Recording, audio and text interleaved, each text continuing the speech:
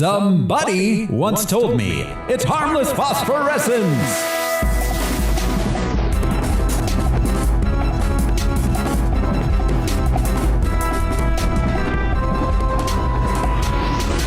Hello, everyone. This is Ticking Time Bomb of Fury Thoreau Smiley. With me today, I'm Josh CC, and do yourself a favor and don't punch my clock, because I'm a Pantera's box you do not want to open. I'm Brian Lesh, but the ladies call me Casanova Frankenstein. I'm Alaric A. Weber, innovator, world changer, and I also offer chicken rentals. And this is Harmless Phosphorescence. Don't sign me up. Who wants to own a chicken when you can give it back when you're done? Rent a chicken. I also have the chicken rental is rent to own. Just in case. That makes sense. That's a scam. That's always a scam, Al. This is Harmless Phosphorescence. It's a podcast where we watch every theatrically released full-length live-action superhero movie ever made. We gather some research into the production and the source material, then we tell you all about it. This week we are watching Mystery Men. In a place called Champion City, the forces of good and evil Captain Amazing. What a surprise. are about to collide. Well, we've always been each other's greatest nemesises. Nemesis.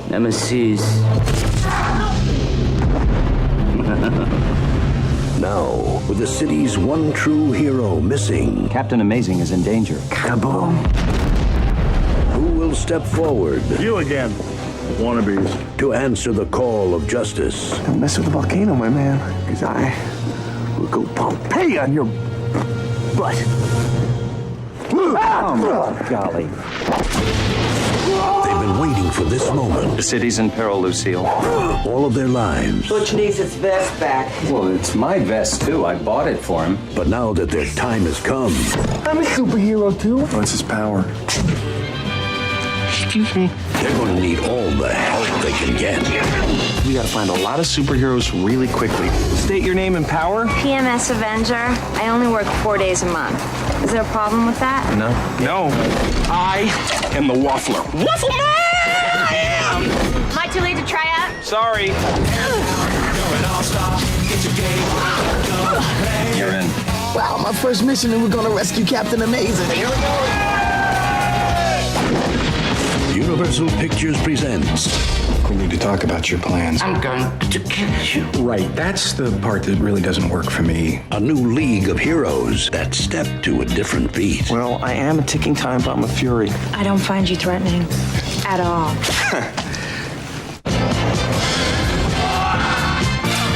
Let's do some carnage. We're not your classic heroes. We're the other guys. Mystery Men. I'm invisible. Can you see me? Yes. Wow. Maybe you should put some shorts on or something if you want to keep fighting evil today. Mystery Men. It was released August 6th, 1999, with a running time of 121 minutes. Let's see. Its budget was $68 million. Jesus. Wow. Yeah. It took in $33.5 million. Wah, wah. Not even That's really a 50%. Yeah, it did not do well. This is why we didn't get And throughout, it looks like, it used every bit of its budget well. And, there were a lot of great effects. Oh, yeah. You can see it on the screen. It looks expensive. Absolutely. Looks great. There's a great look to it. Yeah. It's a shame. It's a shame it didn't do better. It really is. Yeah. And of course, this is now the time where we are going to play the Box Office Top 10 game, where we look back at the week of August 9th, 1999, and Josh, Al, and Brian try to guess the movies by the taglines and try to guess where Mystery Men opened. Let's see. Let's start with Al. You got to go first this time. Okay. I'll go with number 5. Number 5 from Al. With cheese or without cheese? With cheese. With cheese, obviously. Yeah, of course. And Josh. Well, maybe it made all of the money it did make in that first weekend. Number 2. Number 2. And Brian, where are you going with it? I'll take a number 3 with large Diet Coke and extra salt on my fries. Do you want that animal style? Yes, please. You can. There's a joke. There's a joke like this in the movie. I wasn't even thinking of that. All right, so here we are. The box office top 10 opening at number 10. 4 teenage boys enter a pact to lose their virginity by prom night. American Pie.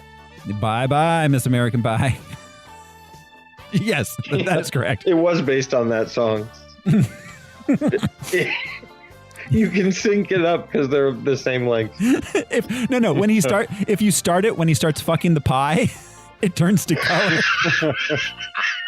Right at the core. Yeah, you have to play it at like half speed, so it's just this hauntingly. Let's do that on our next Patreon. Yeah. Well. But you have to play the Madonna version of American Pie. Yeah. At number 9, a young boy befriends a giant robot from outer space that a paranoid government agent wants to destroy. Oh, Iron Giant. Iron Giant. Yes, indeedy. That's a cool movie. Yeah. Oh, that's a great movie. Yeah. At number 8, when Eleanor, Theo, and Luke decide to take part in a sleep study at a huge mansion, they get more than they bargained for when Dr. Marrow tells them of the house's ghostly past. What was this? With Liam Neeson. Oh. House on Haunted Hill? That's the one, but this one was just called The Haunting. The Haunting. But it was based on the Shirley Jackson, The Haunting of Hill House. Yeah, so it's the one you're thinking of. At number 7, a security guard's dreams come true when he is selected to be transformed into a cybernetic police officer. Not RoboCop? Starring Matthew Broderick. Oh, Inspector Gadget. Yeah. Yes, indeed. Inspector Gadget. And at number 6, opening this week, a group of inept amateur superheroes must try to save the day. Mystery Man opens at number 6. I almost went with number 6. I gave it too much credit. Yeah. Everyone overshot it. Beating it at number 5. Oh, Lord. Searching for a cure to Alzheimer's. A group of scientists. Wow, that is not the first sentence I expected for this movie. On an isolated research facility, become the prey as a trio of intelligent sharks fight back. Deep Blue Sea? Yes. Yeah. Yeah. God, I haven't seen that since that came out. After all, it is the Deep Blue Sea. I remember LL Cool J doing like a tutorial on how to cook eggs. Oh, God, yeah. It was the perfect omelet. Omelet, right? Yeah. Didn't LL Cool J do an explainer song for that? I think he had a Deep Blue Sea song on the soundtrack where he's like, yeah, the sharks, they're coming to get you.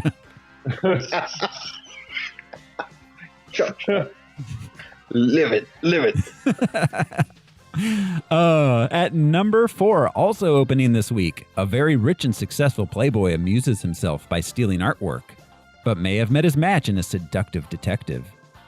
Thomas Crown Affair. Oh, yeah. Sweet. Pierce Brosnan. I don't know how my brain knows that. Oh, yeah. I was 11. It was an exciting time. And Rene Russo. Rene Russo. You're like finally a remake of the Thomas Crown Affair. Finally. I'm 11. I've waited so long. Pierce Brosnan to really sink his teeth into. Yeah. And then did you get pissed 5 years later when they made the prequel? The Thomas Crown Affair. Wait, was there a prequel to this movie? No, it was Crowns 13. Oh yeah. I'm told her. At number 3, a reporter is assigned to write a story about a woman who has left a string of fiancés at the altar. Sharon Stone, Basic Instinct? No. Oh, no, I'm sorry. Runaway Bride. Runaway Bride, yeah. Julia Runaway Bride. and Richard. Wow, that was 90.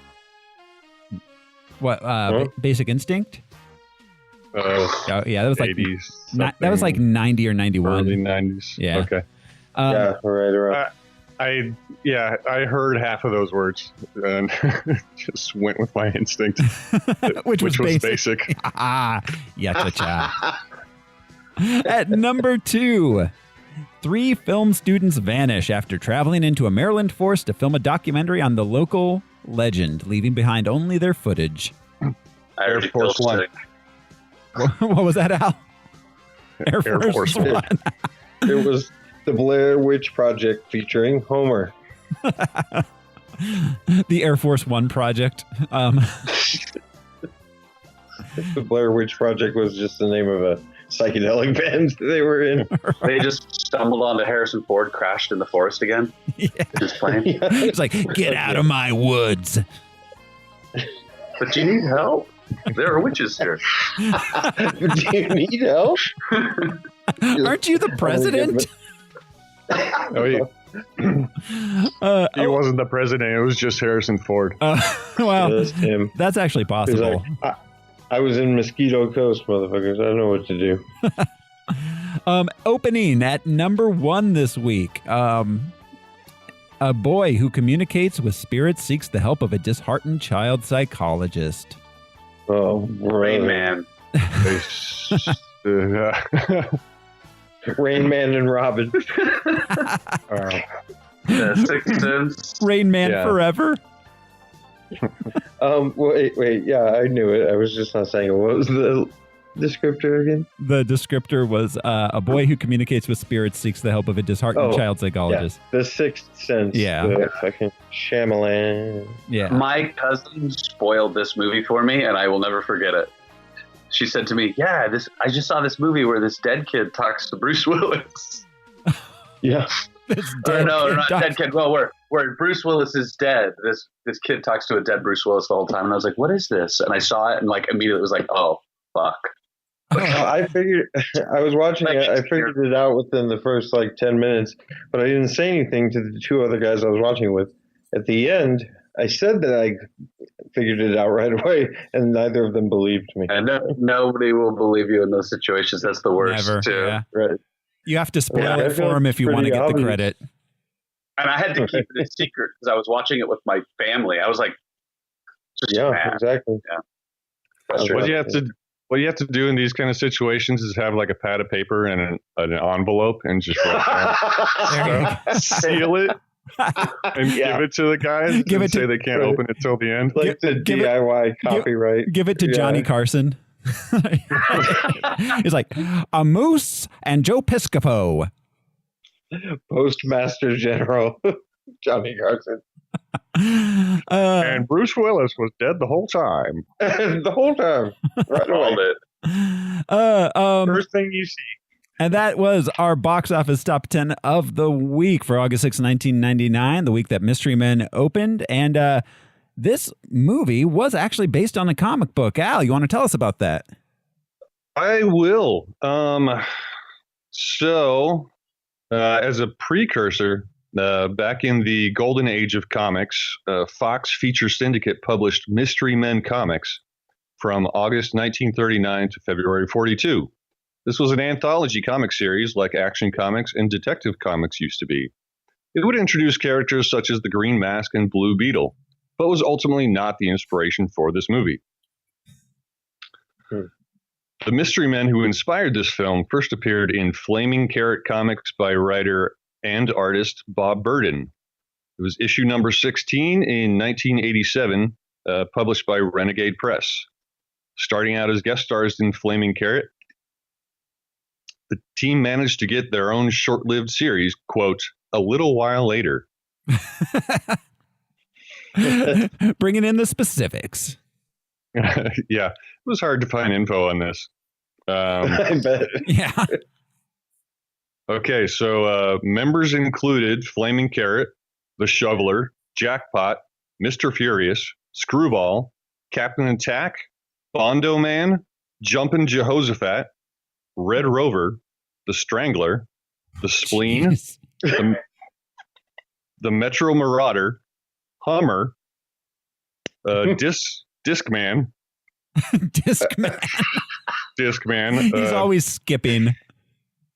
Yeah, he could help you out for about 7 hours. And then the battery's dead. We're Jumo the Magnificent, the Whisperer, Mystic Hand, Star Shark.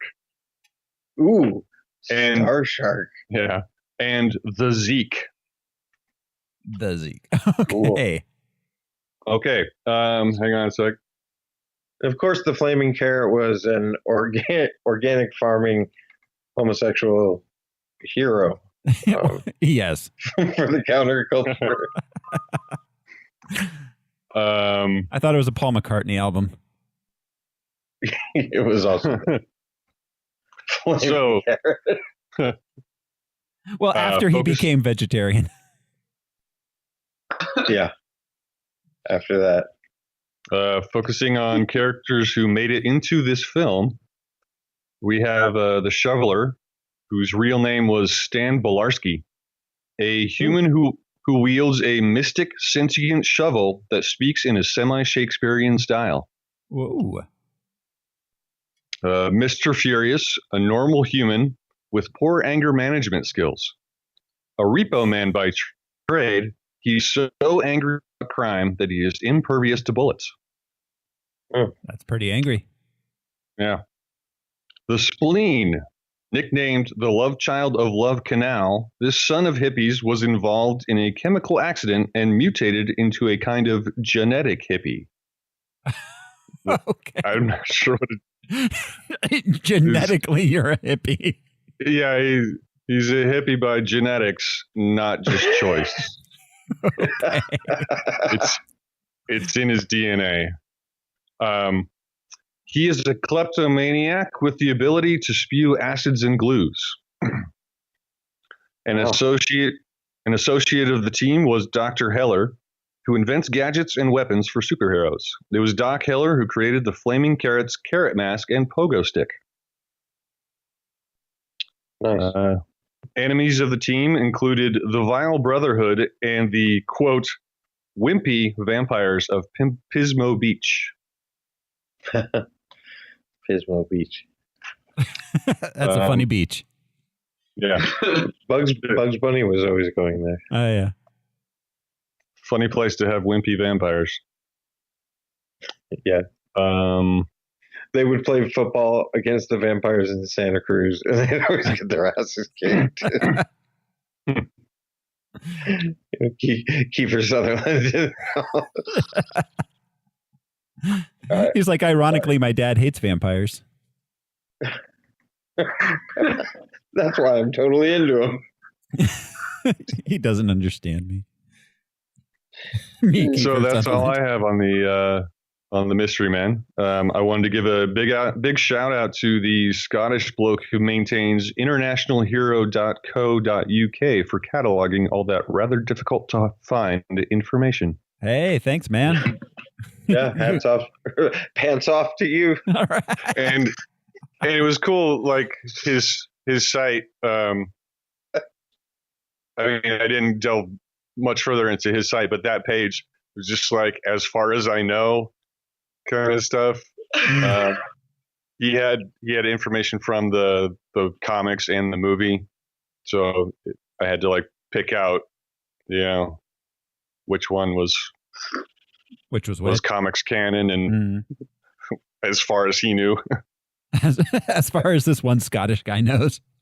We're doing real research here, folks. You click on the photo gallery and it's just nudes of him. with a caption that says, "Oops, how did that get there?" Might delete. I don't know, but maybe. Real Scots don't wear anything under their kilts. Nope. Yeah. Well, thank you, Al. So that brings us to the movie. There wasn't a whole lot available on the production itself. They kind of just seemed to have decided to make this movie. But so it was studio pretty much all the way. Yeah, as far as I can tell, there wasn't a whole lot. Like, I can't figure out who brought it to them. For such a strangely obscure team of superheroes, there's not much on the internet about how it got made. But Gotcha. It was directed by Kinka Usher, who prior to this was a commercial director, and after this went back to being a commercial director. This is the only movie he ever made. Apparently, its bombing sent him back to the wild lands of commercial directing. He did a couple Volvo commercials, I think I saw. Ooh, Prestige. Yeah, I think that was after the Mystery Man. Mm-hmm. So at least he didn't get bumped down to Ford or, I don't know, Chevrolet. Yeah, or God forbid, Audi. Yeah, it's too bad. It's a well-directed movie. Yeah, it's well made. It was written by Neil Cuthbert, who also had a writing credit on The Return of Swamp Thing, Hocus Pocus, and Pluto Nash. Pluto Nash, oh no. Oh yeah, oh yes. Hocus Pocus is good. Yeah, Hocus Pocus is fun. Yeah, for sure. Pluto Nash is not. No. This movie stars somehow Hank Azaria got top billing on this. He's a superhero. The Blue Raja. Hank Azaria is best known, of course, for his work on The Simpsons, where he plays Moe, Chief Wiggum, comic book guy, Carl, formerly Apu. He's appeared in such films as The Birdcage, Godzilla, Shattered Glass, Along Came Polly, Night at the Museum, The Smurfs, and most recently he's been starring in Brockmire, which is a really, really fun show. He's Gargamel. Yeah. Oh, in The Smurfs? Oh my God. Yeah. I can't think of a better person to play Gargamel. Mm-hmm. Yeah, he looks just like him. Yeah, he's perfect.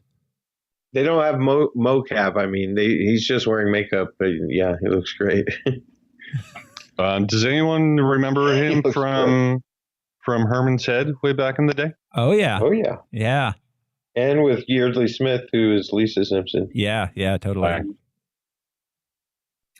There was a Fox sitcom in that era that I've been trying to figure out for ages. The theme song was a David Byrne song that says, "I ain't gonna work here no more." But that wasn't Herman. Yeah. That wasn't Herman's Head, right? No, that wasn't Herman's Head. That was the one with Taya Leone. Oh, okay. Herman's colon. Herman's appendix. Yeah. I mostly just remember the theme song. I'm Herman's heart. So this also starred Claire Forlani as Monica, the waitress. Yeah. Someone who spoke only to Ben Stiller in this film. Thus.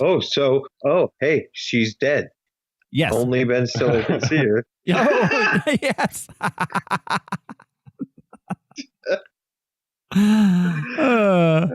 That makes the ending of this movie really interesting. Yeah, it does. Like Tracy on 30 Rock. He's like, I finally figured out the end of The Sixth Sense. Oh, yeah? Yeah, those were the names of the people who worked on the movie.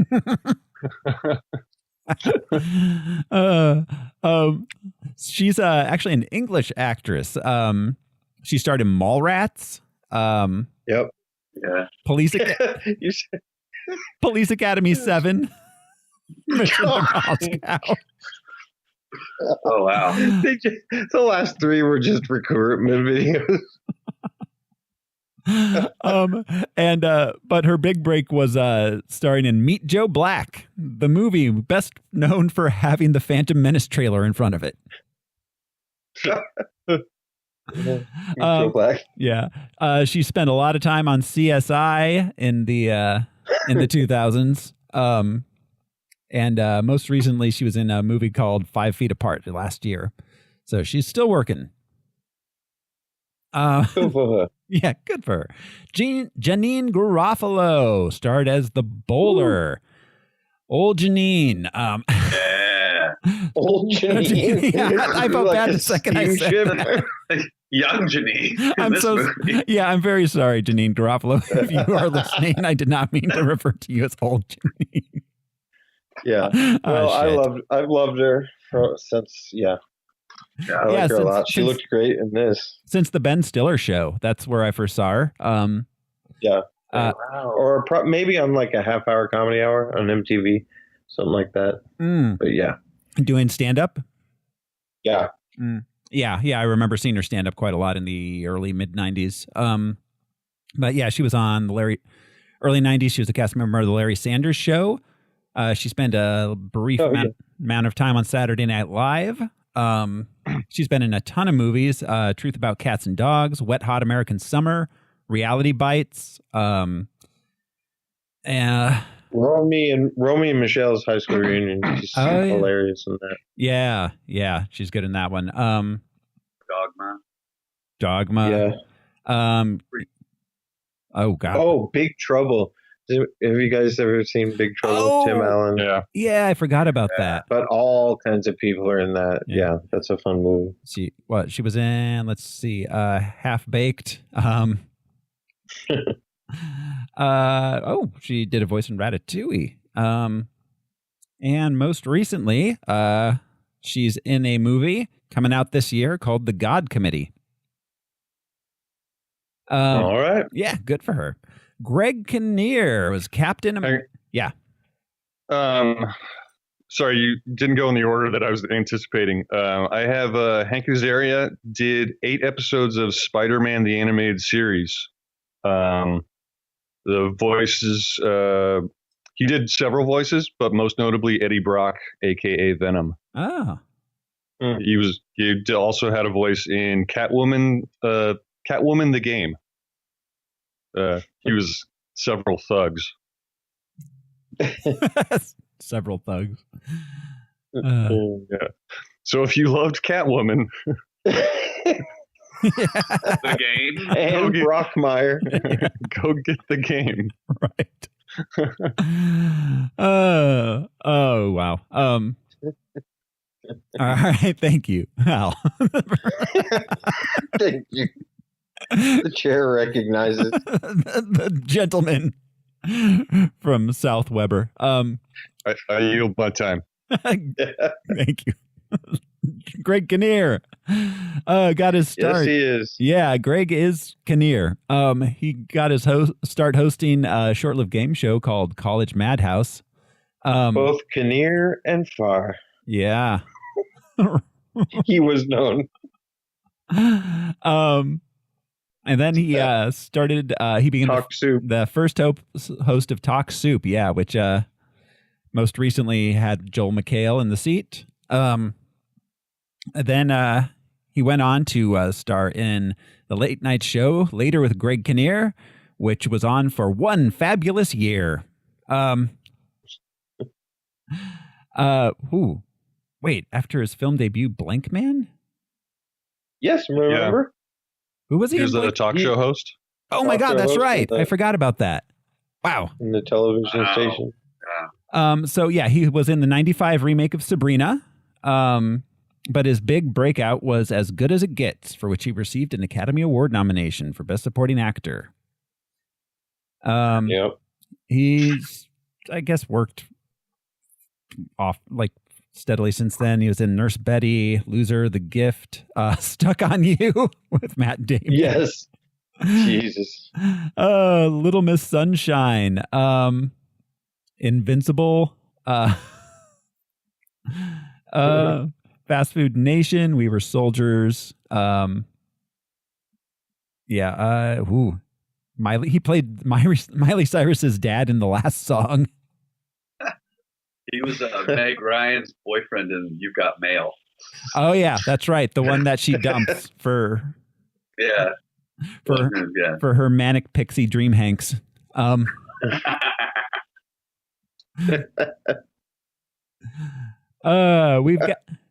We have William H. Macy, Mr. Huffman, as the shoveler.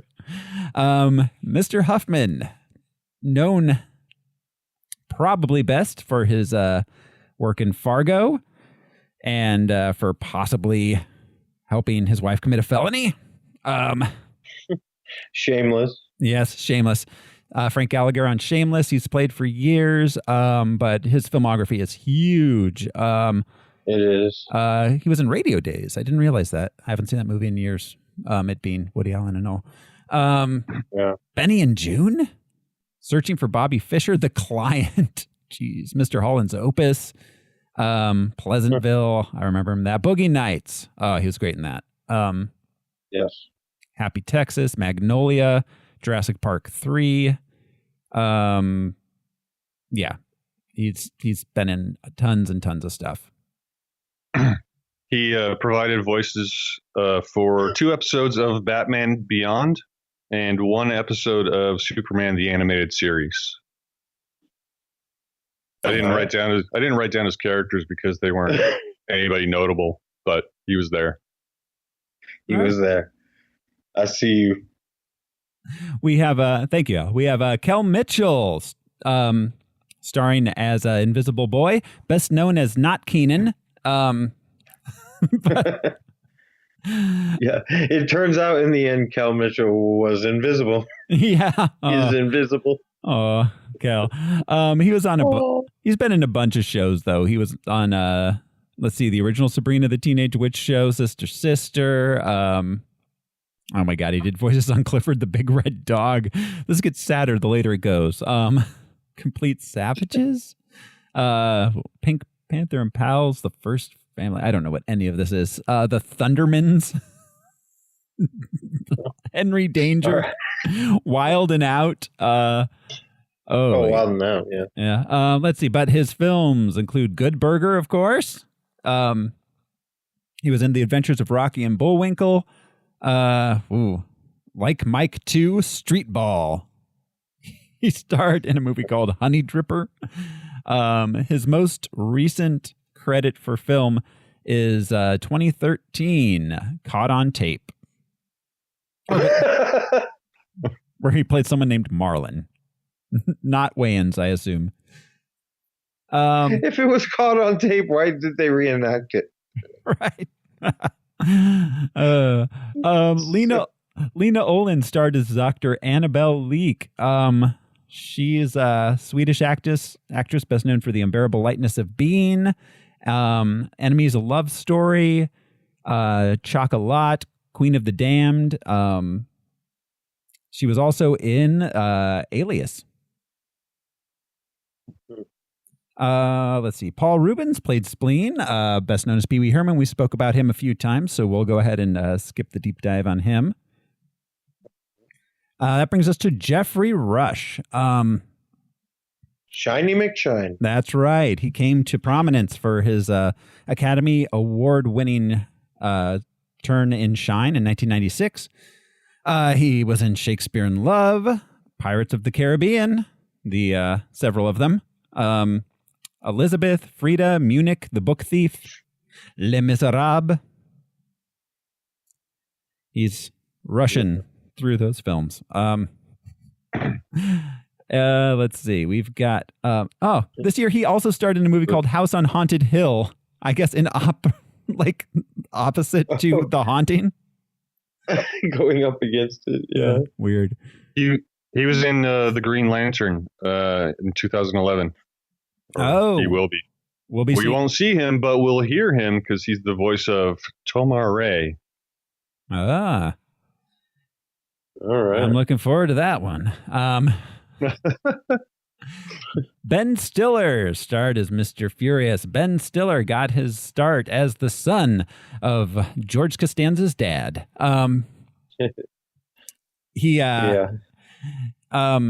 So yeah, he grew up in show business. He got his he got a break. He got a show. He got a sketch comedy show. They gave him a show basically. Because after being on SNL, he was on SNL for like one season or maybe two, and bitched openly about how he didn't have more creative control over Saturday Night Live and his role on Saturday Night Live, like real prima donna kind of shit. Oh yeah. So he did his sketch show. So he went and did his own show, which was good. It was good, and it had a hell of a cast. Him, Janeane Garofalo, as we said, Andy Dick, and of course Bob Odenkirk. Yeah, great Bob Odenkirk stuff. Yeah. Let's see. We've got his directorial debut was Reality Bites, which was a great movie. Yep. He went on to do The Secret Life of Walter Mitty, Zoolander, The Cable Guy, There's Something About Mary, the Meet the Parents trilogy. I can't wait until they come out with the prequel trilogy to that.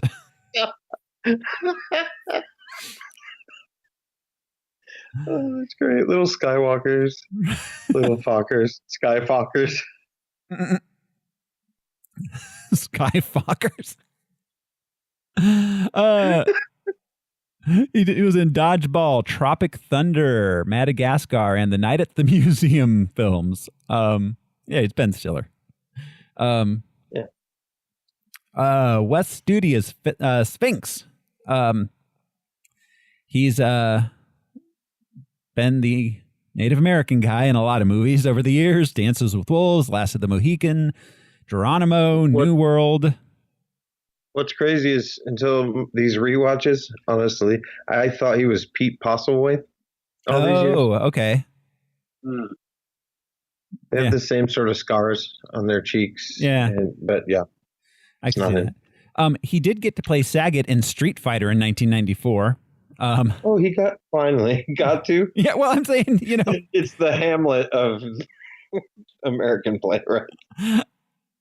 And he was in Avatar, A Million Ways to Die in the West. He was on the series Penny Dreadful for a while. Mr. Tom Waits as Doc Heller. Tom Waits, best known as a musician, his trademark gravelly voice. Famously, the inspiration for Heath Ledger's Joker. Yeah.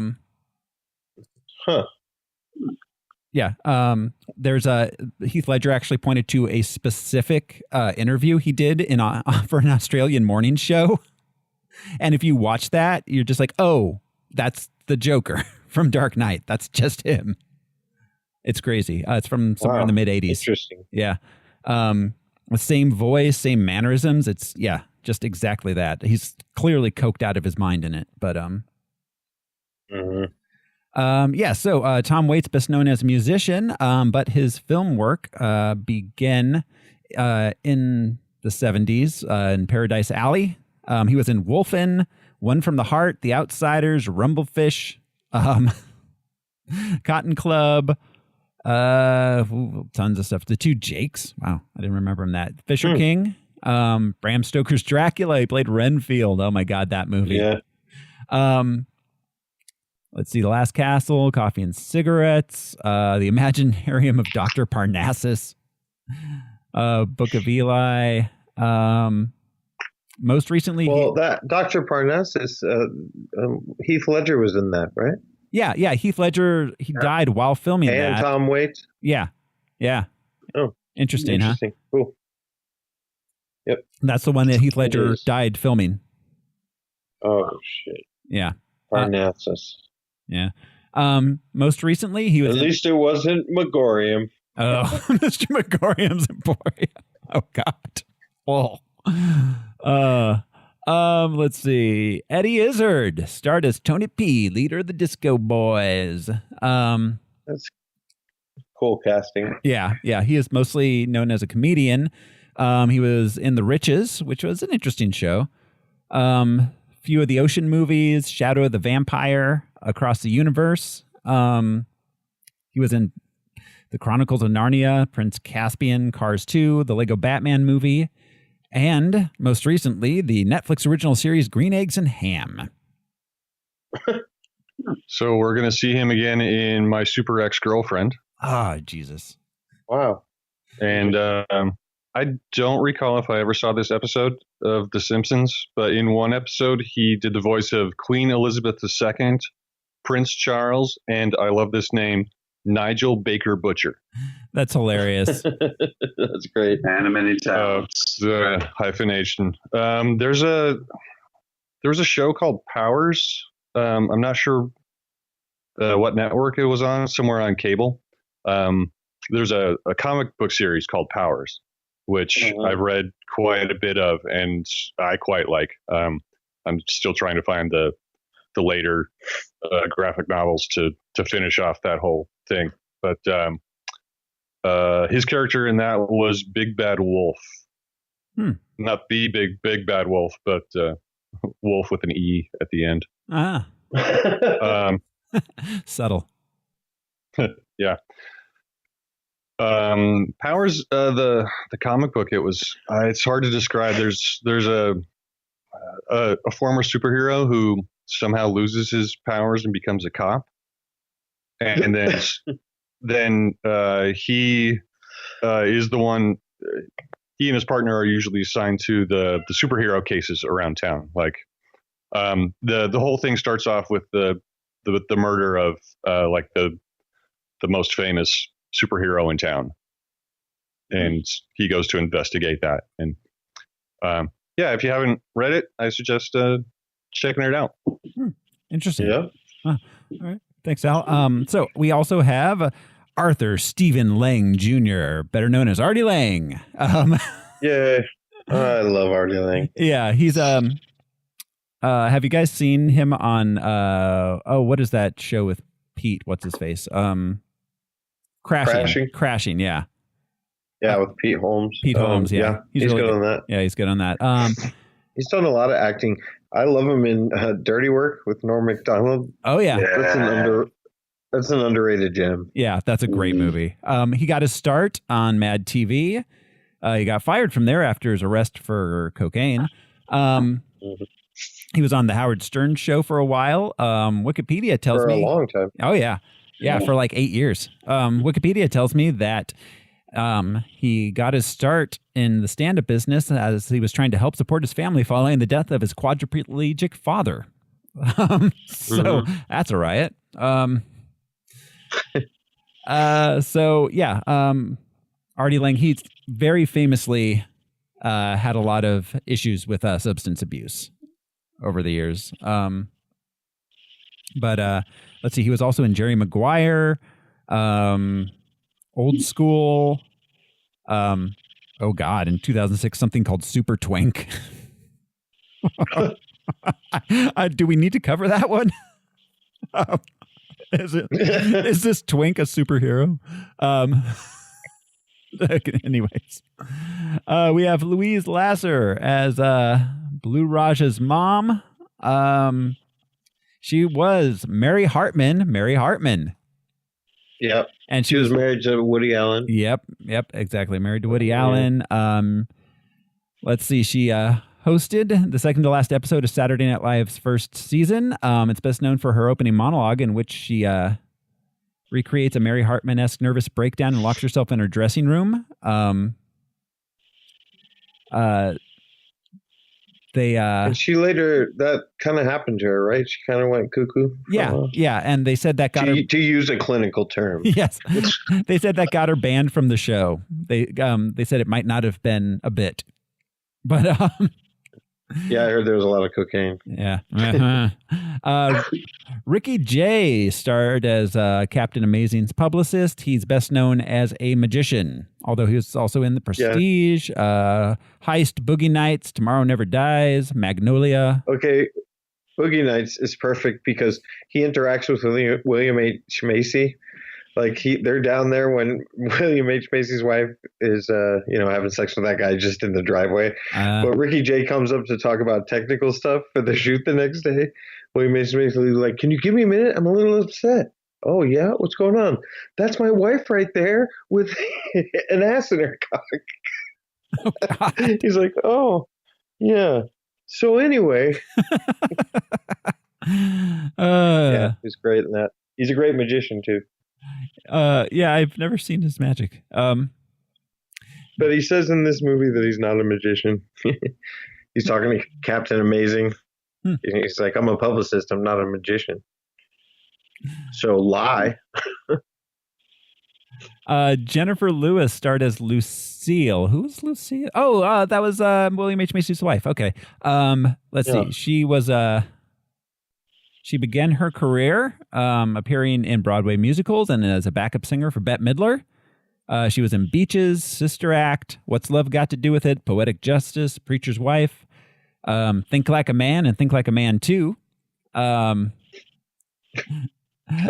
They couldn't cover it in the first one. No, there's too much to think about. Yeah, right. Yeah. We got She had a small role in Meteor Man. Ah, okay. Oh. That's not surprising. Whoa. We have Praz as Tony C. Praz. Yeah, from the Fugees. Oh yeah. He's best known as Praz from the Fugees, as far as I know. Let's see. He was also in Turn It Up. Yeah, a bunch of movies no one's ever heard of. And that about covers our cast, at least the major cast. Maybe a little bit more than just the major cast. Can I throw out some cameos that I noticed? Yeah, go for it. Found any others? All right, so obviously during the tryouts, Dane Cook, we all saw him. Yeah. Right? He's the waffler. Yeah. Dana Gould, stand-up and writer for The Simpsons forever. He's Squeegee Man. Yeah. Okay, a couple of the frat boys. One of the frat boys is Michael Bay. Yes. Yeah. Yeah, that's amazing. Director extraordinary. Wow. He's the guy. He's the guy sitting down. He's the one that says, "Is it cool if we bring the brewskis?" Yes. Yeah, exactly. That's him. He looks so great in his frat. Yeah. Get up. Another one of the frat guys was Ricky Rackman. Does anybody remember him from the heavy metal show on MTV? No. I don't know. Ricky Rackman. No. Hair metal. Jodie Watley. Do you remember her? She was a singer in the 80s and 90s. We mentioned earlier the Goody Mob, which included CeeLo Green. Yeah. I guess there's a scene towards the end in a band or one scene with the band. The band leader is Mark Mothersbaugh. You know. Oh, that's in the first scene. In that band. Yeah, the band leader of the old folk song. All right. Okay, there you go. Yeah, member of Devo, and he writes scores. Doug Jones, we've talked about him before. Yeah. He was Pencilhead. Yeah, I spotted him. Yeah, and I think that's it for the ones I noticed. Pretty cool cameos. Yeah. I think you might have covered all the ones that I saw, but my cameos are usually nestled within the plot, so maybe one will come up. Maybe they'll pop up. I'll try and remember which ones you already covered. You don't have to. I'm not gonna play it again. So all right, this movie. So this was our first true superhero ensemble film. Yeah, the first team film that we've had. We had like Teenage Mutant Ninja Turtles. They were a team, but they were all turtles and they were all ninjas. Yeah. They did have a lot in common, as the name implies. Yeah. Wait, all of them? First ensemble. Yeah. Go ahead. That's what I was going to say. It includes almost every, if not every single trope and cliche that we've been laughing about since Superman and the Mole Men. Mm-hmm. As far as superhero jokes, it's kind of fun. Yeah. Almost everything we've complained about. Yeah. Anyway, there was the team up between Batman, Robin, and Batgirl, but they were all, a threesome, but still a team. But they had, basically all of their skills they had the same skill set. They all had bat-related weapons. Yeah. They're all just bat people. Yeah. Yeah. Yeah. Hey, menage a trois. They were Ninja Turtle. They prefer to be known as bat Americans. I mean, Robin took his own take on the gadgets, but they were still bat gadgets. Yeah. At the end of the day. Yeah. You can slap a robin on it, but we all know under the hood it's a bat. I paid for it. Yeah. Batbird. Yeah. This movie Batbird. got 61% on Rotten Tomatoes. 61? 61%. Yeah, you know. It was reviewed by Ebert. Siskel was out. He was starting to have some health issues at this time, so he was missing some episodes. It was reviewed by Ebert and Wesley Moore of the San Francisco Chronicle. Based on Bob Burton's Flaming Carrot comics, the ads for Mystery Men struck me as some kind of pathetic warm-up act for Bryan Singer's upcoming X-Men film. But Mystery Men is uncanny and visionary on its own terms, often working as a witty show business farce. Director Kinker Usher takes inherently funny stuff and tweaks it for an extra meaningful laugh. There are so many hysterical tangents, sight gags, and caricatures that every comic bit deserves more attention. But unlike The Spy Who Shagged Me, for instance, there's a plot holding all this together. I liked it. I didn't like it nearly as much as you did, and I'll tell you, there are a couple of reasons. One, I think it would have been funnier if the special effects had been low rent like the superheroes, because this movie really has very high-tech special effects. It's got the bowler's bowling ball, that's it. It's got all the other stuff, too. All of the appearances, the manifestations, the moving around the city, the dirigibles, the skyscrapers. Well, I think that's a really deliberate riff on Gotham City, yeah. I think that's great. Problem is, I think they indulge the actors too much in allowing them to use their own ad-libs and so forth. Now, Garofalo has some great lines. I love it when she dedicates her heroism to supporters of local music and independent film. Now, I love that line. Funny. But in general, I felt that scenes went on too long, speeches went on too long, actors were indulged. The movie didn't show a discipline from above to really make it move along. But I really think the funny thing about the film is the fact that it's riffing on the Batman thing. And that it's taken from this other world that's Bob Burton's comic, too. All good as a concept, but I didn't think it really paid off. Later in the show, Steve Martin and Eddie Murphy take on Hollywood in Bowfinger. Yes, give us a retarded slave, then I can die. And coming up next, Pierce Brosnan is a gentleman thief in the Thomas Crown Affair. It was so funny to watch because the kid is so young. Oh God, yeah.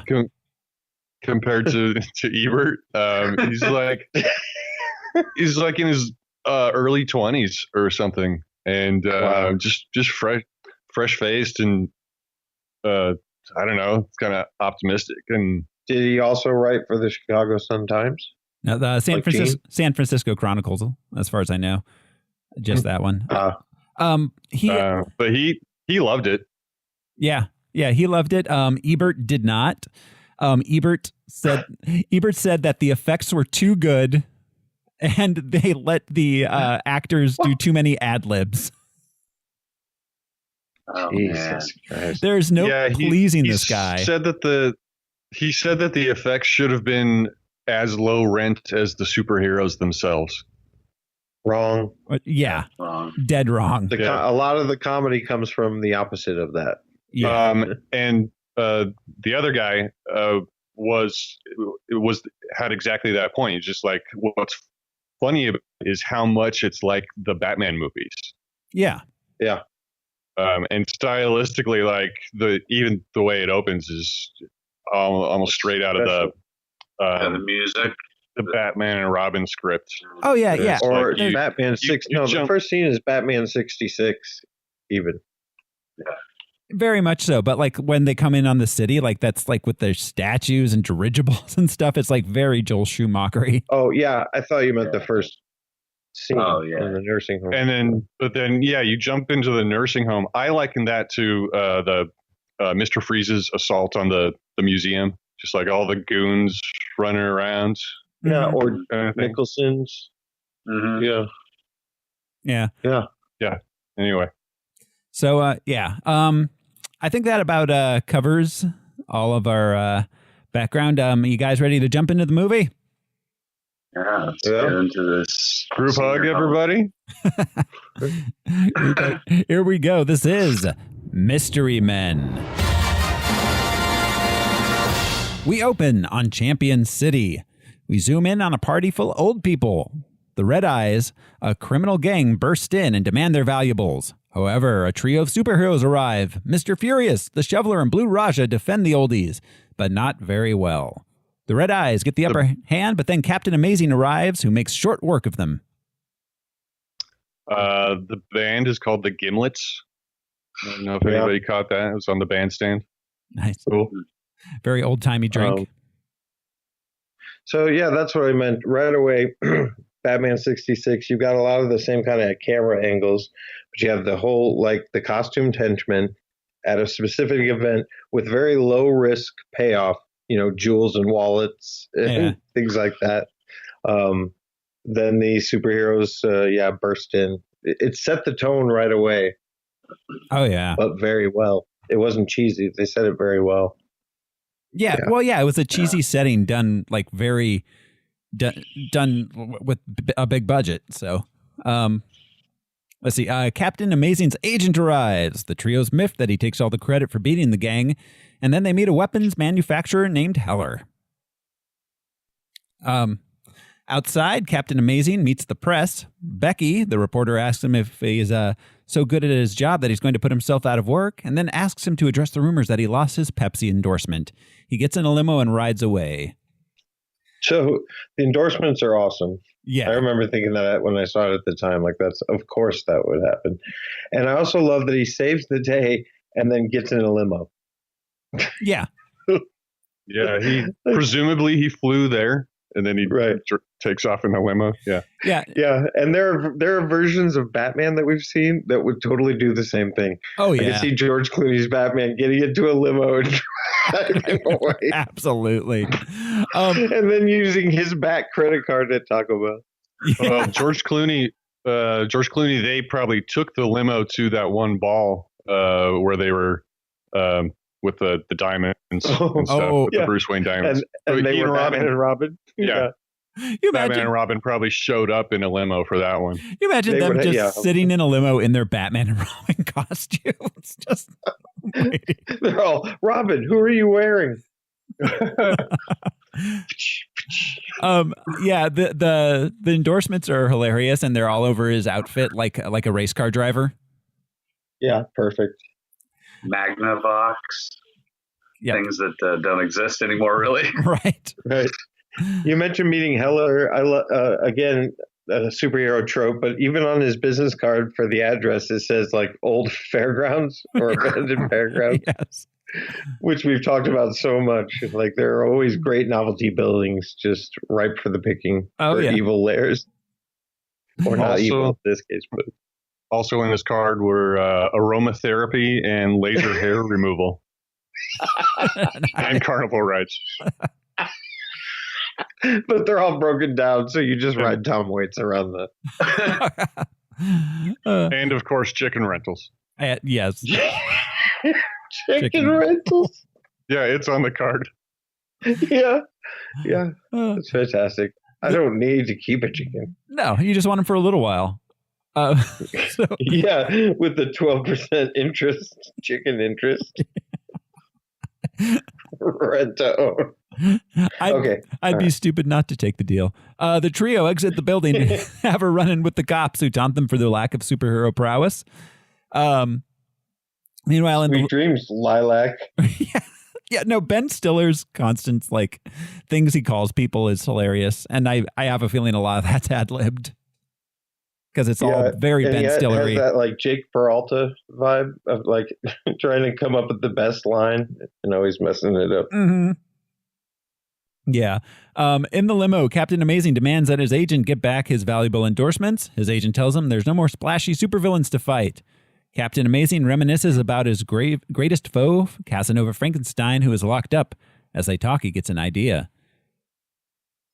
Did you catch anybody catch all the names of the other villains?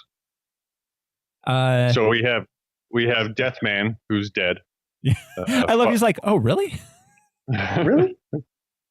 Father Doom, Apocalypta, Armageddon, and Baron von Chaos. Nice. Yeah. There's some good names later on too. Yeah, for sure. And I love when he does the Casanova. I remember when we saw this, how we repeated it a lot. But he's talking about Casanova Frankenstein, and he's like, "Oh man, he was good with just." I mean, I can't do it, but those eyes. Yeah. I mean, I can't do it, but yeah, he delivers that so well.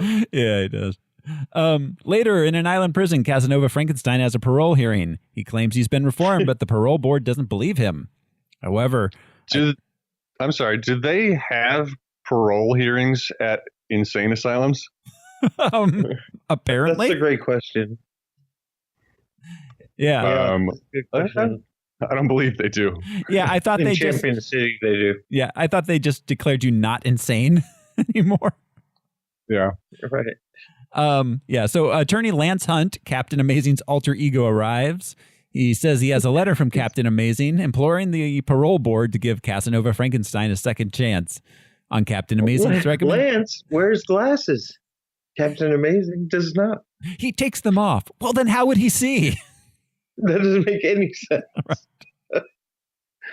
Yeah. So on Captain Amazing's recommendation, they pronounce the supervillain cured and release him. Oh, right. I was going to ask. So, Dr. Leek, who's played by Lena Olin, did she expect Lance to show up? It was convenient for her because she got to sit down and her plan unfolded anyway. But it's interesting. She was like, "Oh, all right." Yeah. I think that was a surprise. Yeah. Interesting. Convenient. Yeah. Meanwhile, in a diner across town, the three would-be heroes are arguing and dissecting their failure. They blame each other. No one believes Mr. Furious's theory that Lance Hunt is Captain Amazing, and Mr. Furious wants to hire a publicist, but the others are against it. Mr. Furious, this is the second time that he's the most awake person in the city, I suppose. Mm-hmm. But also of the trio, because back at the old folks' home, he correctly assessed that Captain Amazing was making fun of them when they thought that he was praising them when he said, "Keep up the good work." Yeah. It's almost like he was being condescending. Yeah, it's almost like he's the only one that sees the tropes. Yeah, totally. Yeah. Captain Amazing was doing a commercial for Mighty Whitey toothpaste. Yeah. Okay, so Mr. Furious tries to flirt with the waitress, but she does not succumb to his charm. And when they leave, they see criminal gang the Disco Boys. Raja and the Shoveler decide to go home, but Mr. Furious follows them.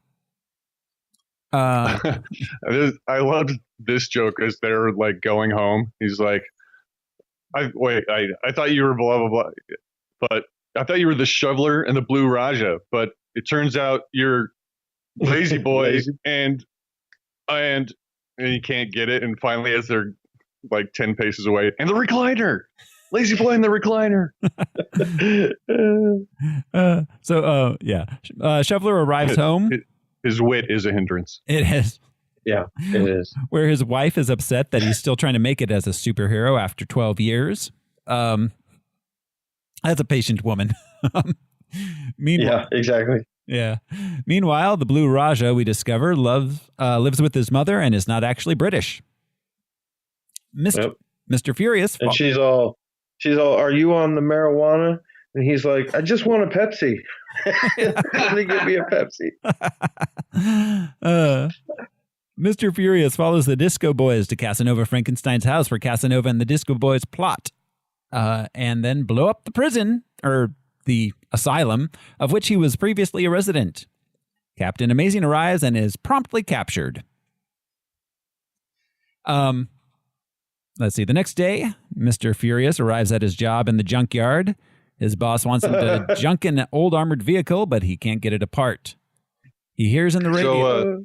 So, via the text, the pre-texting before this show, Josh, you were asking about all the gadgets and weapons. Yes, I wish I'd been writing those down. Yeah. So this one, Captain Amazing is. Well, not yet. Not the Herkimer. The Captain Amazing is he triggers the chloroform deploying portable enticement snare. Enticement. That was, I think, the one that made me go, "Oh, I should have been." Enticement snare. Yeah. So this was like basically the first one, and it's not one of Heller's. Mm-hmm. So no, well, when the sprinkler comes on, but they don't know it's the sprinkler. They both, they all three, spitball what it is, and they're hilarious. They're like, the atomizing, discombobulating, yeah. That's right. I missed those. It came too fast, and it was already too late in the morning. Exactly. So I'll always take it back. So he hears on the radio that Lance Hunt and Captain Amazing are both missing. And then that night, back at his lair... wait. We got into the names. I'm sorry. But the stress ball bit with his boss, she gets him so mad, he just furiously squeezes the fucking stress ball. This just saved your life. From Throw Mama from the Train? I was wondering that too, but no. Different actress. I think she passed away shortly after Throw Mama from the Train. I remember hearing about that. But his line after he does the squeezing, he's just like, "That little sucker just saved your life." She laughs right in his face. But it's so hilarious, him squeezing it. Yeah. Okay, so that night, back at his lair, Casanova reveals to Captain Amazing that he will kill him the following night at midnight. Now, I would like to point out that 3 nights promptly follow before Casanova Frankenstein tries to kill Captain Amazing. Yeah, wow. He was like a midnight. I didn't specifically say the next midnight. Except he did. Specifically say tomorrow night at midnight. You're right. So anyways, meanwhile, the trio of superheroes attempt to sneak into Casanova's mansion, but are thwarted by the Disco Boys, who easily beat them up. What's up, Tiger Lily? Sorry, friend. They retreat back to... Yeah, this is another... the 90s were really obsessed with the 70s. Like, really obsessed. Well, has anybody seen What's Up, Tiger Lily? Yes. Or heard of it? Yeah, the Woody Allen. Yes. Yeah. He just took an Asian film. I mean, it was the intention. He didn't steal it, but like took a Chinese movie and just redubbed all of the characters and dialogue. So he wrote a new script, not knowing anything about the story that the original movie was. But he did that in like the late 60s. Yeah. It's kind of interesting. Yeah, it was way ahead of its time. Yeah. Yeah. So anyway. Yeah. All right. So they retreat back to the diner where they decide to recruit more heroes to their cause, discussing the mysterious Sphinx, a hero from the South. Terribly mysterious. Yes. He's terribly. They think he might be able to destroy guns with his mind. The shoveler knows someone too, and after furious attempts again to flirt with the waitress, they go to visit a young man known as Invisible Boy, although he can only turn invisible when no one is looking. Not even himself. Yeah. Not even himself. So, Dad, I'm going up to my room with 3 strange men. And of course, no response. He's ignored. He tells them he knows other heroes. They go back to the diner together where they decide to hold tryouts at Shoveler's house. They meet the Spleen, a hero who has super farts, and he invites himself along. There's a short list of the heroes that he knows. Yeah. The Pincher, Pickler, Princess Headbutt, White Flight, and the Black Menace. They work together. White Flight and the Black Menace. That's hilarious. Oh my God. Yeah, that's just brilliant. And Princess Headbutt is classic. Princess Headbutt. For Professor Pinkbelly, Lucky Pierre, and the French Tickler. Lucky Pierre. I loved Paul Rubin's voice. The lisp was actually funny and not annoying. But I love when he's telling his origin story, and he's like since I smelt it, it would be I who forever doubted. And he screams sort of in the Pee-wee voice. Very Pee-wee. Which reminds me of my very favorite scene in Pee-wee's Big Adventure, when he's downstairs with the conspiracy theory shit on the board, and he called a meeting with everyone in town, but then he calls out Amazing Larry for talking. Oh, yes, Amazing Larry. Something you'd like to share with the rest of us, Amazing Larry? And the guy, he had a mohawk with suction cup arrows. I love Paul Rubinson. The Spleen, yeah. The tryouts, things don't go well. None of the heroes make the cut, but the last one to arrive is the bowler, a female superhero who can throw a bowling ball with humongous force. She got her powers from her father, the first bowler, who was killed by a bad guy whose skull is now inside the bowling ball and is apparently sentient and can communicate with her telepathically. She is out for revenge. My favorite of the potential recruits, the wannabes, was the PMS Avenger. Yeah. She only works 4 days a month. Or a month. Yeah. Yeah. So whatever. And I loved the cat fight set to surf music, and everyone's sort of gathering around. So that cat in Wonder Woman costumes. So that cat fight, those two women. Oh nope, they didn't have names. Never mind. I was going to say they spoke to each other, and it wasn't about a man, but they didn't have names. They didn't have names. Well, they were both Power Woman. They were, but they didn't. Did they? I don't think they said the names. No, and on no, the they did. Oh, she's about to, but she gets cut off by the other one. Right. You copied me. So, yeah, she never actually says who her character is, but they do have it in the credits. I don't know if that counts. Yeah. Yeah. I don't know if it counts either. I don't think it's fast as the test at all. Yeah, I'm not sure if this particular cat fight passes the test. The Bechdel passing cat fight. Wow. If they were having a conversation while they were doing it, they're like, "How's graduate school going?" There's no fighting. It's going great. It's going great. So I'm not seeing anybody because it's not fucking important. It doesn't define me. So they invite the bowler to join the gang. That night, they run into Casanova and the Disco Boys in the villain's limo. Working together, they trash the car, scoring a win, then make their escape. It's also revealed at this time that the head disco boy killed the bowler's father. I loved the explanation of the death of Carmine the bowler. How he fell down an elevator shaft onto some bullets. Yeah. I love that. So they adjourn, and Blue Raja's like, I always suspected foul play in that. She says, so do I. Yeah. I think Janine Garofalo was my favorite in this movie. She was just great. She was great. She matches Mr. Furious's bad attitude. Yeah. Yeah. You tell me. You tell me. You tell me. No, you tell me. You tell me. They adjourn to a bar for some celebratory drinks, but afterwards in the street they're ambushed by the Disco Boys, who are about to shoot them all when they're saved by the Sphinx, who's just arrived in town. He does destroy the guns with his mind. This is good. Yeah. He's new in town. He's new in town. They go back to the junkyard where the Sphinx tells them they must work together to defeat Casanova Frankenstein. They ask him to be their leader, much to the chagrin of Mr. Furious.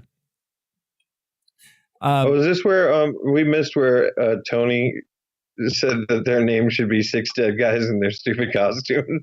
Yeah. It's a great name. Let's see. Then we get a training montage of sorts. Mr. Furious is unhappy about the direction they're taking. That's exactly what I wrote down. Training montage of sorts. Yeah. Oh, wow. Even those, yeah.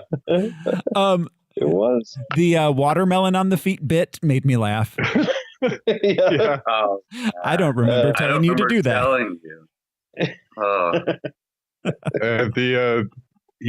The line just before that, he says, when you can balance a tack hammer on your head, you will head off your foes with a balanced attack. So great. His fortune cookie wisdom. Yeah. He must spend a lot of time working those out. My anger will become my master. Is that what you're going to say? No, not necessarily. Yeah, so finally Mr. Furious has had enough and leaves the crew. They're upset that they lost Furious, but Sphinx recommends they get more weapons, and the shoveler remembers Heller from the old folks' home.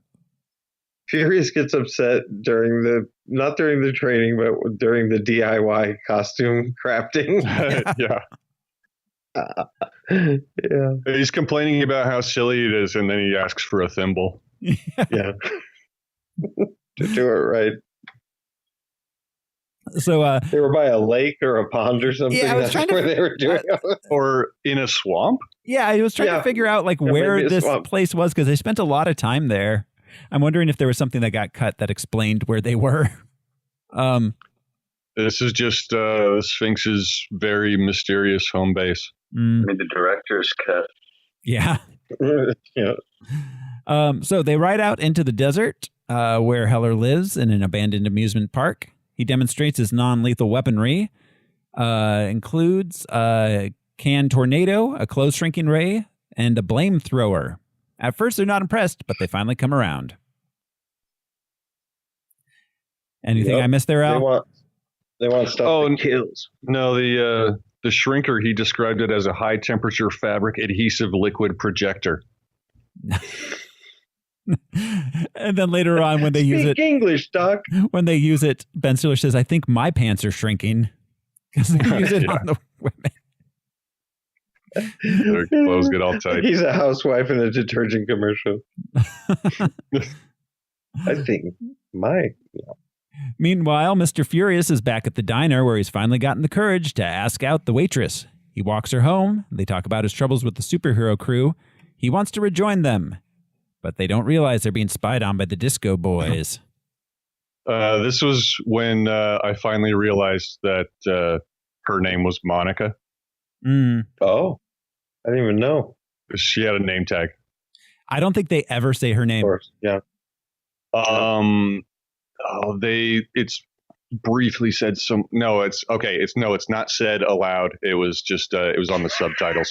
Okay, that's where I saw it on the subtitles later. But she does have the waitress name tag that says Monica. I didn't even think of subtitles when you said no. She didn't say it out loud.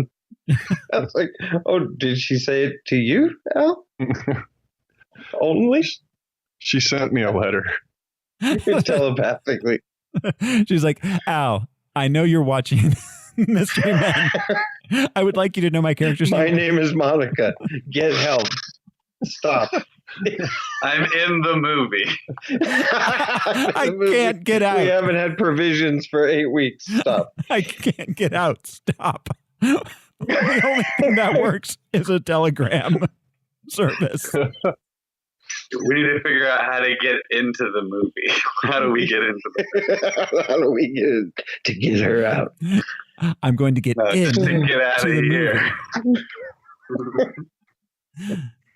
I'm going to take her face off. Nick Cage. Oh, Nick. He'll know how. They filmed the movie on the back of the Constitution.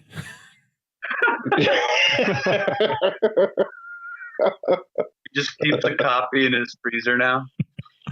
Just in case he's... So back at their hideout, the mystery men get ready for their rescue raid when Furious shows up and rejoins them. He tries to play it off. He asks if they've seen his address book. It's like, what's it look like? It's denim. It says hang loose on it with a picture of a kitten. Yes. That made me laugh. At Casanova's place, he starts to do the rage explosion, and the shoveler is just staring at him so blankly, just and calmly. And just, hey, I have an idea. Why don't you join us? Oh, rage subsiding. Yeah. You sure. Really good thinking, shoveler. Yeah. He says, yeah. Well, I wouldn't want anyone to get hurt. Back at Casanova's place, he's having a party with all the different criminal gangs. He tells them they're going to kill Captain Amazing and take over Champion City. Meanwhile, the good guys break in and make their way down to the dungeon where, in their attempt to rescue Captain Amazing, due to some confusion with the toggle, they accidentally murder him with Casanova's big danger ray, leaving his corpse twisted and grotesque. And there always has to be a celebration/board meeting. Yes. To assess the situation. Always. Even in They Live. Yeah, a celebratory board meeting. Yes. The Atlantic. Oh yeah, that reminds me. The opening scene where the Red Eyes showed up, was that a ball? At the old I think it was just a social event at the nursing home. Yeah. Okay, it wasn't exactly a ball. Okay. Like, it's band night, big band night, or I don't know. Yeah. All right. So not a ball is what you're saying. I don't think so. Like, because Tom Waits showed up to not a ball. Was it a cotillion? It was a couple of balls. Well, yeah, it was like 2 balls combined into one ball. Okay, so I loved Janine Garofalo's interaction with Captain Amazing there. I just want to know how many toggles, not counting the one toggle you may have accidentally mentioned again in the midst of panicking. The one gratuitous toggle. I also love her coming out of the bar and she's like, I say sabotage. Sabotage. I say sabotage. But yeah, she's getting all frustrated. Yeah, I'm not a moron. So they flee. Casanova and the gangs arrive. Casanova takes credit for Amazing's death, and after discovering a fork, he realizes who was there. I always loved the line here where he picks up the fork. He's like, "The vermin are back," and then there's this pregnant pause, and Tony P is standing behind him. He's just like, "Vermin should be exterminated, Casanova." It's just every time I watch this movie, that line cracks me up. His delivery. You're right. Back at their hideout, the crew realizes that Casanova is going to destroy the city with his death ray, and they are disheartened. They're going to run away. It's a psychofraculator. Yeah, yes, Tom Waits exactly. spends quite some time explaining it with pseudoscience. Yeah, so psychofraculator, he uses the phrases free deviant chaotrons, which penetrate the synaptic rays, synchronous transport switch, virtual tributary, biobolic reflector. Those were the best of the pseudoscience. The technobabble. Used. Wow, you had a list up your sleeve. Well done. I wrote down the whole thing, but it is long. So fantastic. He went on for a bit, yeah. So yeah, then Shoveler gives a rousing speech, and they decide to take on Casanova after all. Because I think Shoveler's the real leader. Yeah. Oh yeah. Clearly. They give the job to what's his name? Pyramid Sphinx.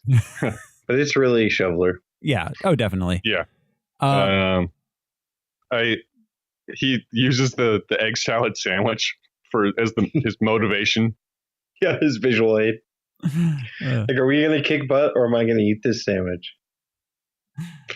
So yeah, then at this point, Heller discovers that Furious has the armored vehicle, and he plans to trick... The Herkimer Battle Jitney? Yes, the Herkimer Battle Jitney. Herkimer.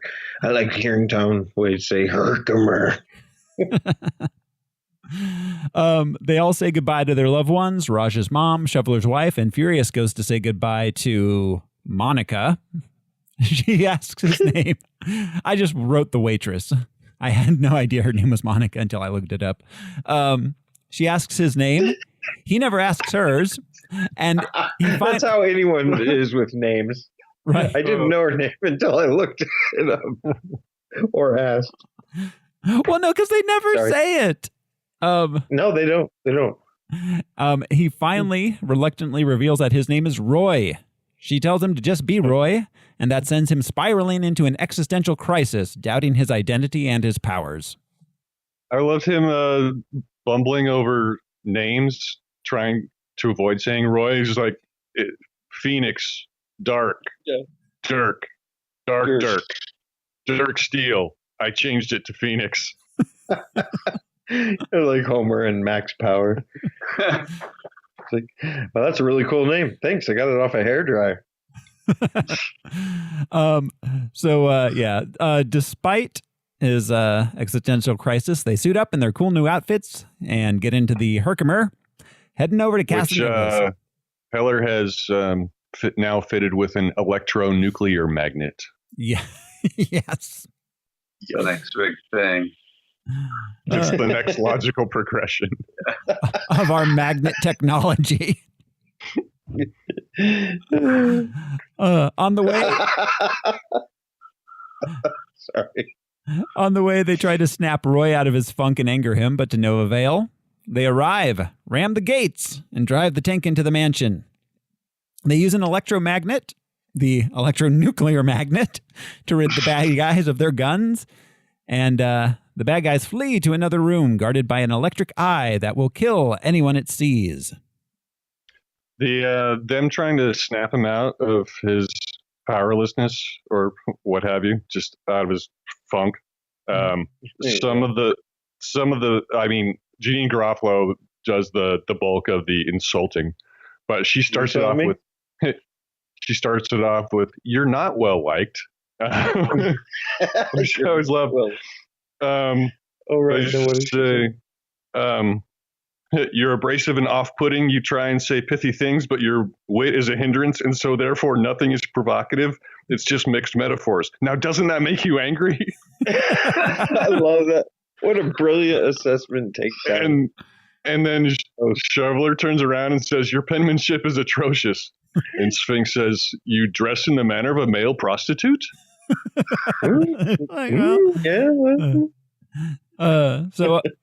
And nothing phases him. No. Yeah. He's just like, He's over it. So at this point, Invisible Boy steps up and uses his invisible powers to disarm the electric eye. They burst into the room, and then the big fight happens where they fight all the gangs. They triumph over them using all of their unique powers and teamwork. For some reason, when an Invisible Boy becomes invisible, his clothes fall off. Yes. That's weird.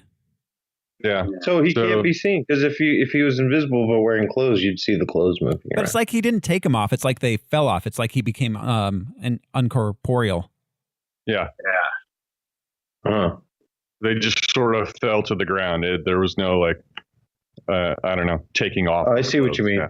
I see what you mean. Yeah. Okay. Yeah. Yeah. There may be a few plot holes in this film. I mean, no, but I thought there was an explanation. But yeah, you're right. If he was invisible, the clothing wouldn't go through him and fall to the floor. Yeah. Because after he disables the laser eye, he says, "Can you guys see? I'm invisible. Can you guys see me?" And then he's surprised that he's naked. Oh, okay. All right. Yeah. Well, because he didn't look at himself. Right. So yeah. Okay. The bowler kills the disco boy that killed her dad. Then Casanova reveals he's taken Monica hostage. This sends Roy.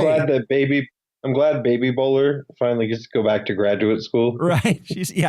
When she sought revenge. Yeah. She's successfully. Now I get to go back to graduate school. That was the deal. So funny. Like you put your father's skull in that bowling ball? No. The guy at the pro shop did. This sends Roy into a rage. He climbs up the wall with the help of Raja's forks, facing Casanova. They battle. Casanova's fingernail versus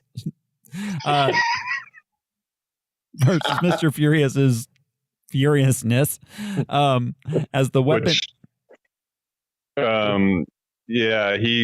Mr. Furious gets his ass thoroughly handed to him at first. Yeah. That fingernail cam was terrifying. It was. Yeah. Oh, and but right when he gets to the top of the ledge, he finally nails a clip, impressing Monica. He's like, you must have ripped the Q section out of my dictionary because I don't know the meaning of the word quit. She's all, Casanova's big ray begins to power up and shoot out to destroy the town, but Roy throws Casanova into the pit where his ray is housed, killing him. Because his rage finally really takes over. Yeah, for reals this time. And he beats on him so comically. Like, he starts poking his fingers in his face and then like swats his ears and then does boxes his ears. The thing with the elbow.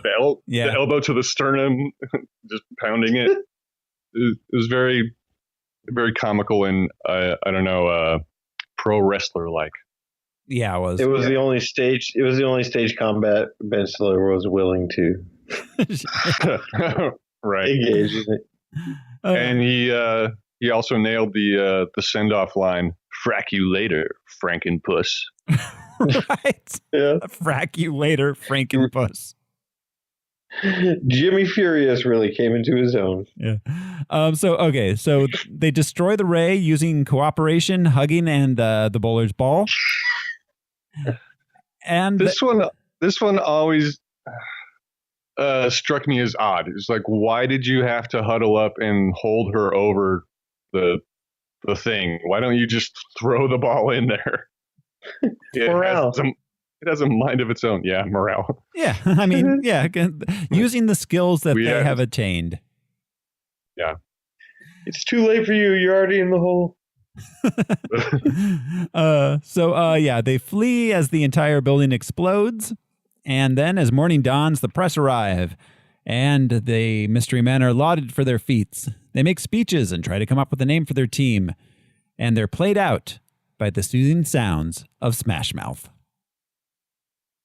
The police car that's there is like an old school Dodge Charger.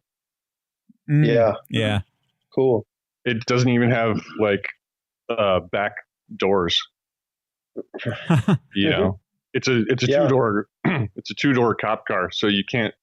I don't know. You have to pull the seats forward to put the perpetrator in the back seat. The perpetrator in the back. Yeah. The universe that they create. What? Go ahead. Just saying again, they created a pretty interesting and tight universe. It had like even those Blade Runner type vibes where there was, Asian script and English script and other languages, and something seemed old and out of date, like the Charger or the cops' uniforms with the checkers and all. Yeah. Yeah. But then there was obviously modern shit. It was interesting. This dude pulled it off. This commercial director. Yeah, it was. This is why I likened it more to the Schumacher Batmans. More than any other Batman. Just the bright colors of everything and the anachronistic feel to this modern city. Yeah, it definitely had that. I mean, it had a color palette like that. But, yeah, definitely. Yeah. Yeah, for sure. I don't know. Any other last thoughts on this, guys? I think it got better with time. Yeah. Because we've had so many superhero movies since then that it really kind of, there's more stuff for it to make fun of. Yeah. Even though it came out before all that stuff. I think it's aged well. Yeah, it's aged very well. Yeah, I agree. So, all right. Does anybody want to hear the complete list of superheroes that showed up at the tryouts? All right, go for it, Al. I mean, if you don't, there's let's hear them. Where else would we hear it? If you don't, there's the door. Okay, so the Waffler and Pencilhead we mentioned, Ballerina Man. Oh, Doug Jones was. Oh, I said that already. Yeah. The two Power Women, the Bullfighter, Radio Man, Squeegee Man, and the PMS Avenger. Those were all mentioned on screen, but in the credits there were a bunch that weren't actually said aloud. There was Super Vac Man, Reverse Psychologist, Mr. Pups, Mailman, Little Miss Vengeance, Maintainer, the Artiste, Maintainer, Big Billy Hillbilly. Maintainer. There were a couple guys that were the pigs. Martial Artist, Evil Devil Woman, Global Man, Gardener, Gorilla, the Stilt Man, Fisher Man, and Thirsty Man. Thirsty. Yeah. All right. That's it. Kel Mitchell had a explainer song. Oh, he did? Oh, did he? Yeah, it was the song that came on right after Smash Mouth. Oh, I didn't listen through that far. Wow, nice. Yeah. Was it a rap? Yeah, it was Kel and the MAFT MCs. Okay. All right. Yeah, I'm not familiar with them, but yeah, Kel Mitchell had that rap. Oh my God, the cats. All right. Sorry, they were starting to fight, and I had to spray them with water before they started screaming. Yeah, of course. So on that note, guys, you ready to throw this thing up on our big list? Yeah. Oh yeah. Okay, so the rankings. I feel like I should have a theme song for this, maybe like Rocky or something. I'm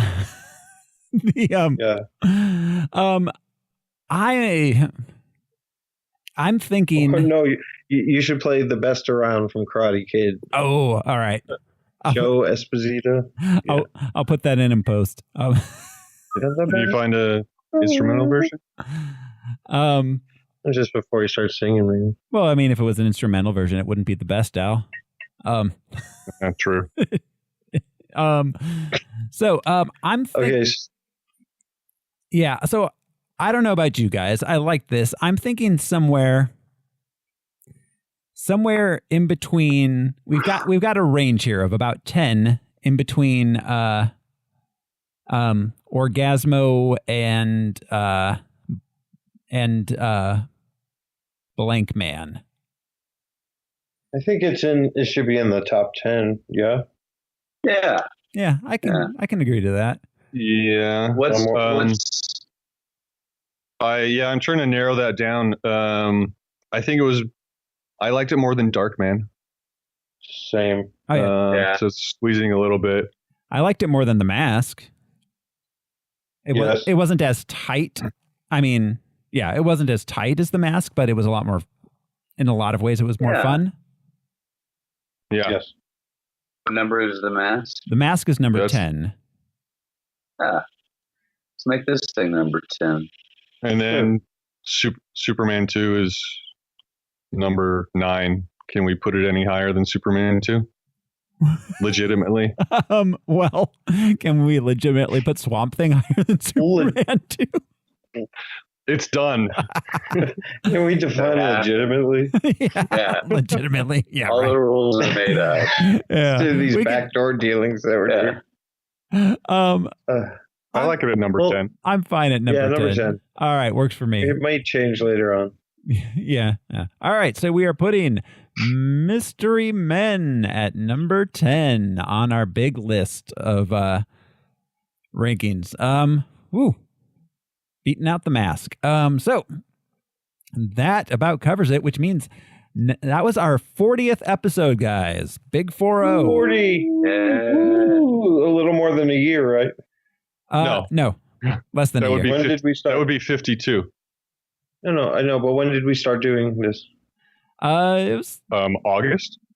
Yeah. Was it August? Yeah. For some reason I thought it was early summer. Okay, August. Yeah. Gotcha.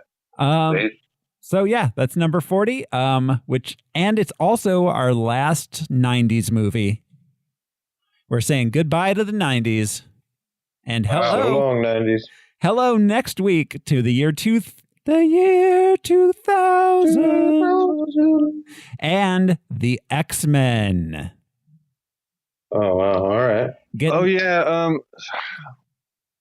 I think Roger Ebert. Before I found the video, Roger Ebert did. I read his review, and he mentioned how this felt just like a slapped together precursor to X-Men. Yeah, he did mention that. That was actually in the At the Movies episode. Oh, that was in the video. Okay. Yeah. He's wrong. Yeah, he was expecting X-Men. Everyone was expecting X-Men. So our first, we're starting to finally get into something somewhat modern here, as far as the movies go. That's next week. We will watch the X-Men. Meanwhile, thank you all for listening. This is Throw Smiley, reminding you to seek out local music and support independent film. I'm Josh Cece, and we struck down evil with the mighty sword of teamwork and the hammer of not bickering. I am Brian Lesh, and we are number 1. All others are number 2 or lower. You bastard. I'm Alaric Weber, and tonight the lone wolf rides alone. That was a good save, though. But he is renting chickens. Yeah. Just a lone wolf with some rental chickens. All right. Thanks, everybody. Bye. Bye. Later. Harmless Phosphorescence was brought to you by executive producers Atticus Burkett and Michael Beckwith, and producers Alyssa Dent, Hedda Paulson, and Jojo Birchtree. Harmless Phosphorescence is a production of the Harmless Entertainment Network.